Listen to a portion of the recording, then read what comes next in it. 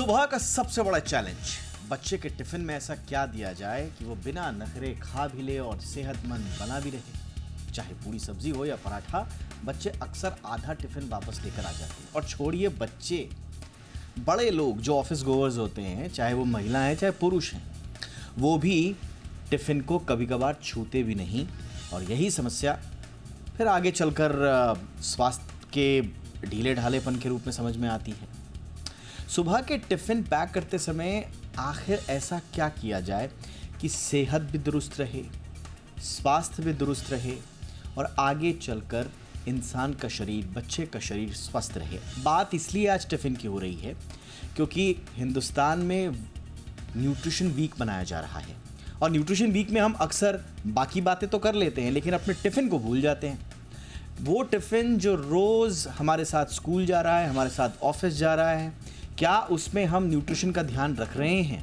क्या उसमें हम सेहत से जुड़ी बातों का ध्यान रख रहे हैं? आज इसी पर होगी खास मेहमानों के साथ चर्चा। पहले ये रिपोर्ट देखिए।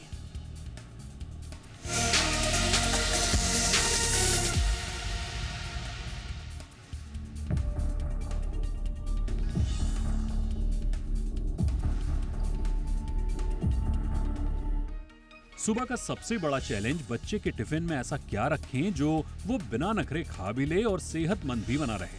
चाहे पूरी सब्जी हो या पराठा, बच्चे अक्सर आधा टिफिन वापस लेकर आते हैं और कभी कभी तो टिफिन को छूते भी नहीं। और यही समस्या ऑफिस जाने वालों के साथ भी होती है, जो सुबह सुबह टिफिन पैक करते वक्त सोच में पड़ जाते हैं कि आज क्या नया बनाएं और कैसे रखें टिफिन में सेहत का ख्याल। WHO और ICMR के अनुसार चाहे टिफिन हो या सामान्य डाइट, हमारे शरीर को सही संतुलन में पोषक तत्वों की जरूरत होती है और इसका अनुपात बहुत आसान है। हमारे डेली जरूरी कैलोरी इंटेक का 50 से 60% कार्बोहाइड्रेट, 10 से 15% प्रोटीन और 20 से 30% स्वस्थ फैट होना चाहिए। बस यही मंत्र अगर टिफिन पर लागू हो जाए तो क्या कहने। बस ध्यान ये देना है कि कार्बोहाइड्रेट्स का स्रोत अच्छा हो, न कि सिंपल शुगर प्रोडक्ट। और इन तीनों के साथ फलों, सब्जियों और डेयरी प्रोडक्ट से हेल्दी विटामिन और मिनरल जैसे माइक्रो न्यूट्रिएंट्स लेना भी ना भूलें। लेकिन हेल्दी टिफिन बने कैसे, ये एक बड़ा चैलेंज होता है। संकट यह है कि टिफिन में सेहत का ध्यान रखें तो स्वाद की टेंशन, और स्वाद का ध्यान दें तो सेहत से समझौते का खतरा। सवाल यह है कि आखिर टिफिन में पोषक तत्वों से बैलेंस स्वादिष्ट खाना कैसे दिया जाए। जानकार मानते हैं कि ये तभी पूरा होगा जब हम अपने टिफिन में स्वाद के साथ कॉम्प्लेक्स कार्ब्स जैसे ब्राउन राइस, मल्टीग्रेन रोटी और ताजे फल सब्जियां शामिल करेंगे। अगर ज्वार, बाजरा, रागी, कोदो, कुटकी जैसे मिलेट्स के स्वादिष्ट व्यंजन बनाकर टिफिन में दे दिए जाएं तो टिफिन में सेहत का बेहतरीन तड़का लग सकता है। यूं तो हेल्दी टिफिन की तैयारी पारिवारिक और भौगोलिक पृष्ठभूमि के हिसाब से तय होती है, लेकिन सामान्य तौर पर यह माना जाता है कि बच्चे के टिफिन में मूंग दाल का चीला, सब्जी वाली रोटी और नट्स डाले जाएं तो यकीन मानिए उनका दिन एनर्जी से भरपूर होगा। वहीं दफ्तर में काम करने वालों के लिए रागी रोटी, सलाद और दही या छाछ से भरपूर टिफिन बड़ों की थकान को मिटाकर पूरी ताकत से काम करने देगा। ये तो रही टिफिन के बाद, लेकिन सेहत के मामले में सिर्फ खाने का कंटेंट ही काफी नहीं है, बल्कि समय और मात्रा भी उतनी ही जरूरी है। ICMR की माने तो दिन भर में 3 मुख्य भोजन और 2 छोटे स्नैक्स लेना जरूरी है। इसलिए हो सके तो बच्चों और ऑफिस जाने वाले लोगों को जरूरत पड़ने पर 1 से ज्यादा टिफिन दें। बस सूत्र यह है कि दिन की शुरुआत एक भारी नाश्ते से हो, लेकिन रात का खाना हल्का हो। टिफिन के साथ साथ पानी पर ध्यान देना मत भूलिएगा। पानी पीने की याद रहे, इसलिए बच्चों और बड़ों के टिफिन के साथ उनकी पसंद की बोतल में उन्हें पानी दें। बोतल पसंद की हो तो पानी की याद रहती है और ये सही पोषण के साथ हाइड्रेशन का भी ख्याल रखता है। न्यूट्रिशन और हाइड्रेशन से ही शरीर अंदर से साफ रहता है और एनर्जी लेवल बरकरार रहता है। कुल मिलाकर डे टू डे डाइट के साथ ही बच्चों और बड़ों दोनों के टिफिन में सेहत और स्वाद का संतुलन बनाने का ध्यान रखना जरूरी है।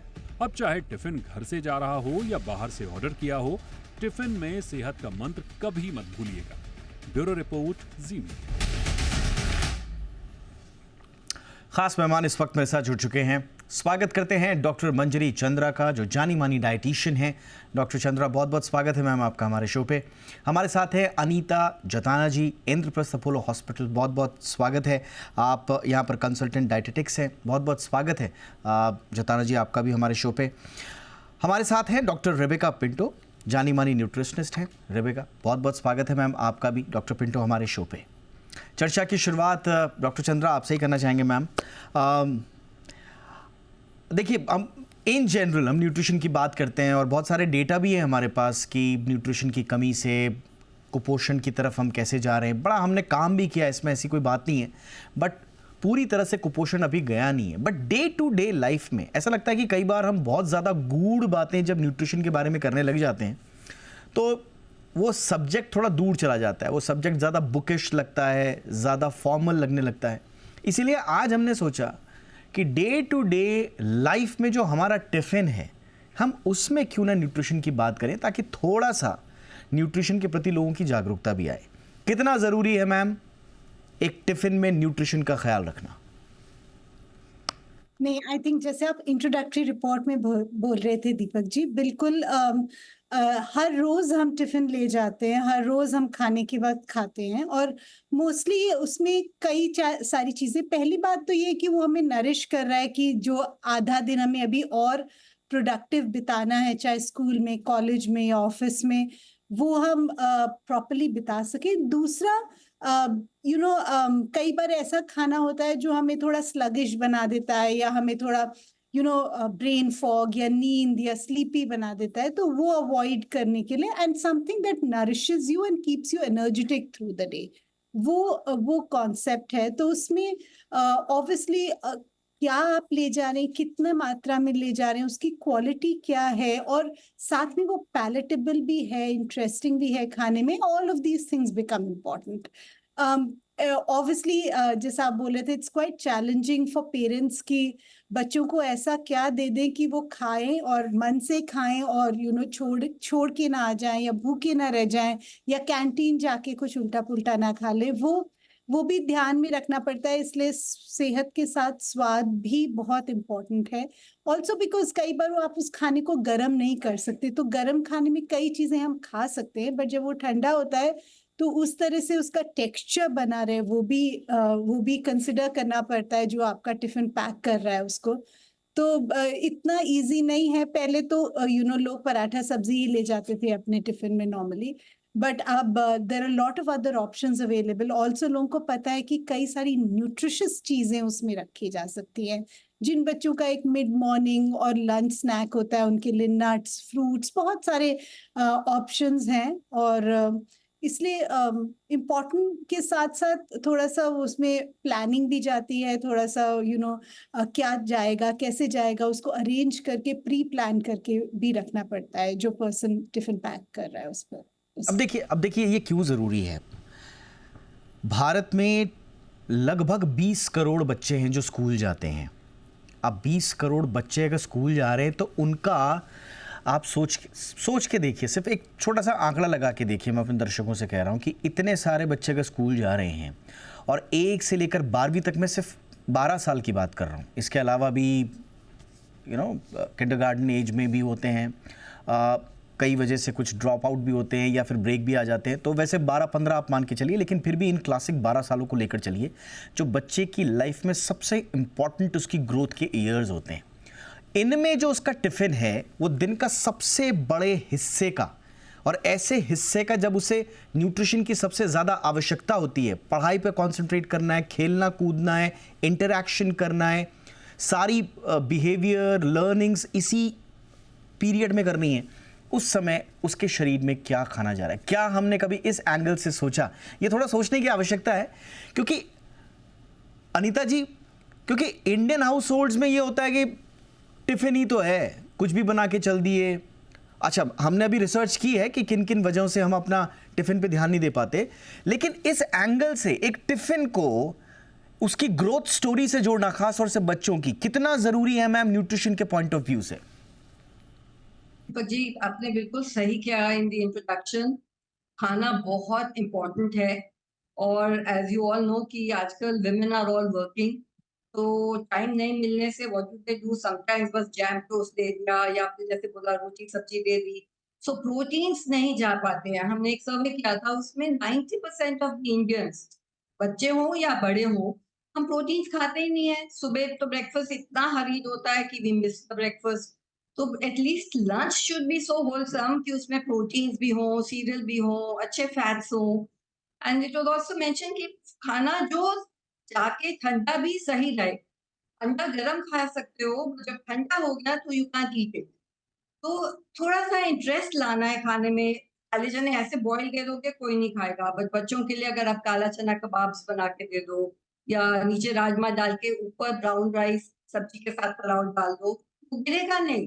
बट सब कुछ गया उस बच्चे के लिए, प्रोटीन्स भी गया, फाइबर भी गया, सीरियल्स भी गया, so it becomes a wholesome meal. तो हमको इतना इंटरेस्टिंग बनाना है लंच बॉक्स बच्चों के लिए कि वो खाना वेस्ट नहीं हो and nothing comes back. You can make a kathi roll, you can make a idli के अंदर सब्जी और प्रोटीन डाल दिया, you can put Nutrela in it, और you can do dal chilla, उसी में खूब सारी सब्जी, यू कैन डू डोसे के अंदर पनीर डाल दिया, सो बिकम सो होलसम।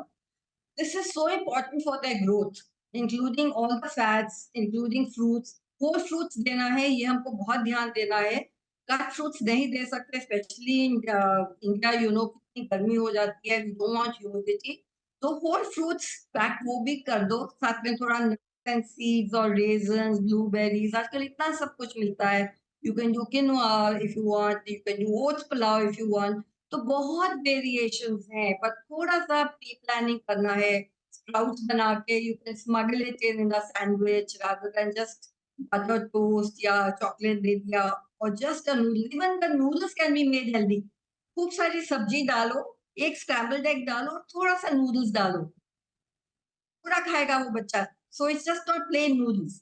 तो इवन द अनहेल्दी या fast food can be made healthier अगर आप उसके कॉम्बिनेशन थोड़ा-सा मेहनत करके अच्छा कर दो। Very important for the growing stage for the children. Very very important कि वो उनका पूरा खाना पोर्शन जाए, because this is the main meal. Breakfast most children miss कर जाते हैं, this becomes the main meal. फिर डिनर तक स्लगिश हो जाते हैं, टाइम नहीं है, पढ़ाई हो गई, जल्दी सोना है, again it becomes the pressure.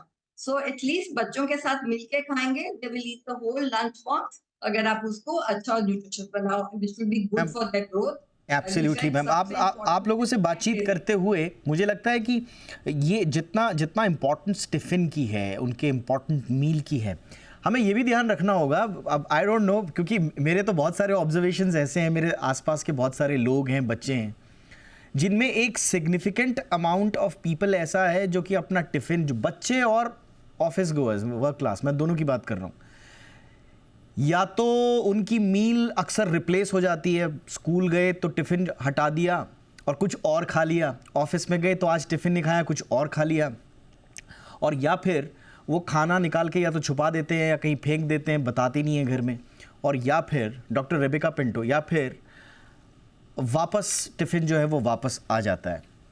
ये मैं बार बार इसलिए कह रहा हूँ क्योंकि डेटा बहुत स्ट्रॉन्ग है ये सजेस्ट करने के लिए कि हिंदुस्तान की बहुत बड़ी आबादी अभी टिफ़िन्स पर है। अपने डेली जो डाइटरी उनका जो डिपेंडेंस है वो टिफ़िन्स पर बहुत ज़्यादा। अकेले मुंबई में ही 2 लाख टिफ़िन्स जाते हैं डेली मैम। तो ये कितना ज़रूरी होगा डॉक्टर रेबेका ये समझना कि आपके टिफ़िन में क्या जा रहा है और क्या नहीं, और इसको लाइटली नहीं लेना है।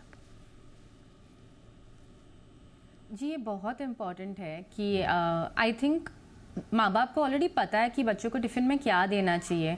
आजकल इंस्टाग्राम पे भी इतना ज़्यादा अवेयरनेस है कि अगर आप किड्स टिफ़िन डाल दे तो सब न्यूट्रिशियस चीज़ें आ जाएंगी, लेकिन बच्चों को अवेयर कराना बहुत ज़रूरी है कि ये हेल्दी है और ये अनहेल्दी है।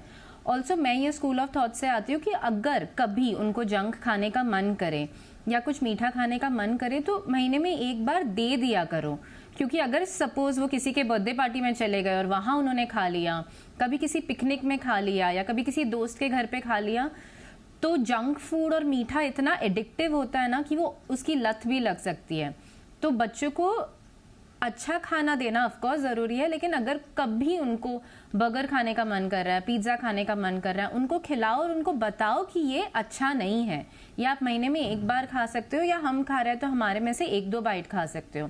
अभी गणपति भी आ रहा है, तो अगर आपके बच्चों को मीठा खाना बहुत ज़्यादा पसंद है तो खजूर को डार्क चॉकलेट में डिप करके एक रेसिपी आता है, वो आप उनको दे सकते हो।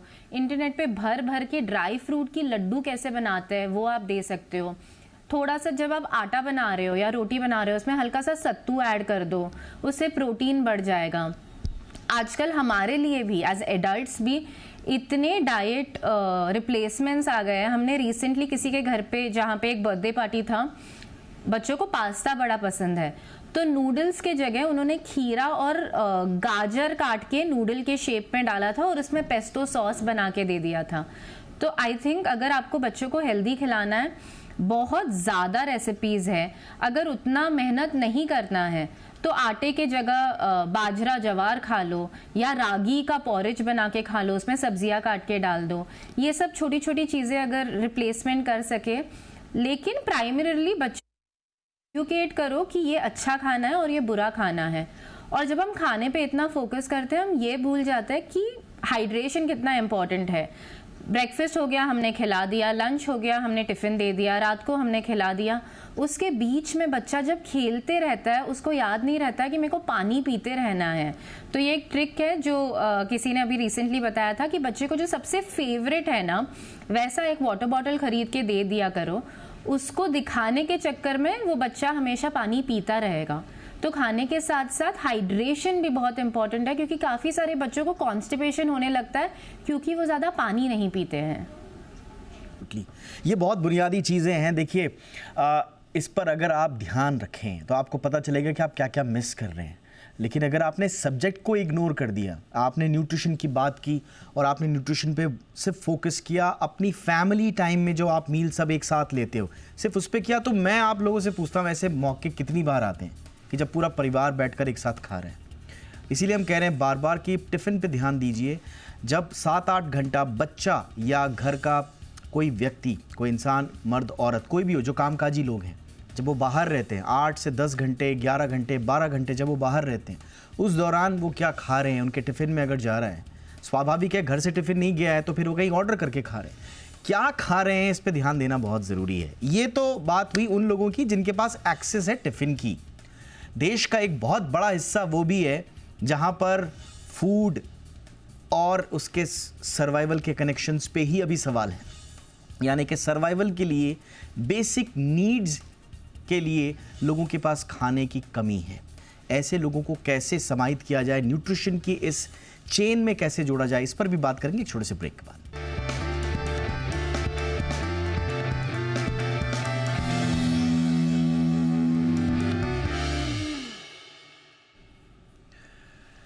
ब्रेक के बाद आपका स्वागत है। तो इतना भी नहीं है कठिन न्यूट्रिशन वाला टिफ़िन, आज हम इसी पे बात कर रहे हैं। और क्योंकि न्यूट्रिशन सप्ताह हम लोग मना रहे हैं तो इस उपलक्ष्य में हमने सोचा कि चलिए आपके टिफ़िन की भी बात की जाए। ख़ास मेहमान मेरे साथ हैं, आइए चर्चा को आगे बढ़ाते हैं। डॉक्टर मंजरी चंद्रा, हम कुछ रिसर्च कर रहे थे और बड़ी इंटरेस्टिंग सी चीज़ें हमें इस रिसर्च में मिली कि साहब आपके टिफ़िन से ये पोषण दूर क्यों है। तो इसमें कुछ कुछ बातें हैं जो मैं इस पर आपको ओपिनियन भी लेना चाहूँगा। अपार्ट फ्रॉम कि हमारी खान पान की आदतें अलग अलग हैं, तो एक फार्मूला कोई हम टिफ़िन का बना नहीं सकते। कहीं कहीं पर वेजिटेरियन ज़्यादा हैं, नॉन वेजिटेरियन ज़्यादा हैं, यहाँ तक कि जो खाने पीने के इंग्रेडिएंट्स हैं वो भी अलग अलग हैं। बट मैं उनको छोड़ देता हूँ। अभी एक तो फल सब्जियों और जो इम्पॉर्टेंट न्यूट्रिएंट्स हैं उन तक पहुँच, अफोर्डेबिलिटी, एक्सेस तो छोड़िए, अफोर्डेबिलिटी का एक इशू है। ये कैसे पार पाएंगे मैम? दूसरा कि जहाँ पर हैं भी वहाँ पर कामकाजी लोग इतने हैं। आप अर्बन एरियाज़ में छोड़ दीजिए जहाँ पर पेरेंट्स दोनों कामकाजी हैं। अब बच्चे का टिफ़िन वो बनाएंगे तो स्वाभाविक रूप से जल्दबाजी में बनाएंगे। बच्चे का छोड़िए, अपना भी ऐसे ही टिफ़िन बनेगा जल्दबाजी में, और फिर वरना फिर ऑफिस में जाके खाना पड़ेगा। मैं रूरल एरियाज़ की बात जब कर रहा था तो वहाँ पर भी जो कामकाजी लोग अपने साथ अपना टिफ़िन बांध के ले जाते हैं, उनके टिफ़िन में भी न्यूट्रिशन नाम की कोई चीज़ नहीं है। ऐसा लगता है सिर्फ रोटी सिर्फ पेट में डालने के लिए खाई जा रही है, ग्रोथ के लिए और बॉडी को न्यूट्रिशन देने के लिए नहीं। ऐसी स्थिति में क्या करना होगा मैम? पॉलिसी लेवल पे कुछ इंटरवेंशंस हो सकते हैं, आपका सजेशन क्या रहेगा? नहीं, बिल्कुल सही आप बोल रहे हैं कि मोस्टली 2 चीजें होती हैं जैसा आप बता रहे हैं कि एक तो क्योंकि बहुत जल्दी होती है, there is a lot to do, जो लोग काम करते हैं और सबका टिफिन पैक करना है और बहुत सारी चीजें सुबह करनी होती हैं, तो उसमें एक शॉर्टकट ले लेते हैं कि जल्दी जल्दी रोटियां बन गई और कुछ सब्जी थोड़ी सी उसके साथ रख दी, and that is the standard tiffin.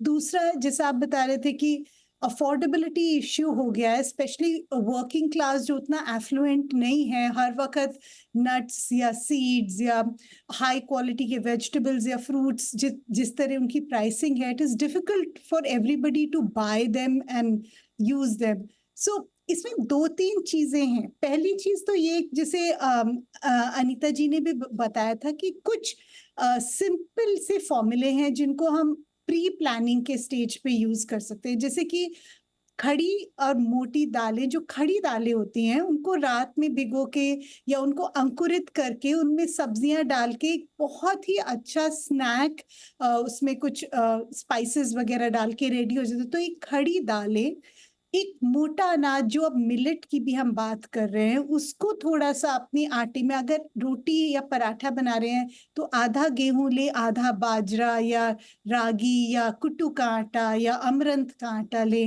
साथ में कुछ ऐसे नट्स एंड सीड्स हैं जो न्यूट्रिशनली बहुत डेंस होते हैं और इतनी कॉस्टली भी नहीं होते, जो कॉमनली हम खाते हैं. अगर आप काजू भी नहीं खा सकते तो अच्छी क्वालिटी का पीनट भी रख सकते हैं. तो पीनट्स भी हैं, रोस्टेड हो गए, सीड्स हो गई.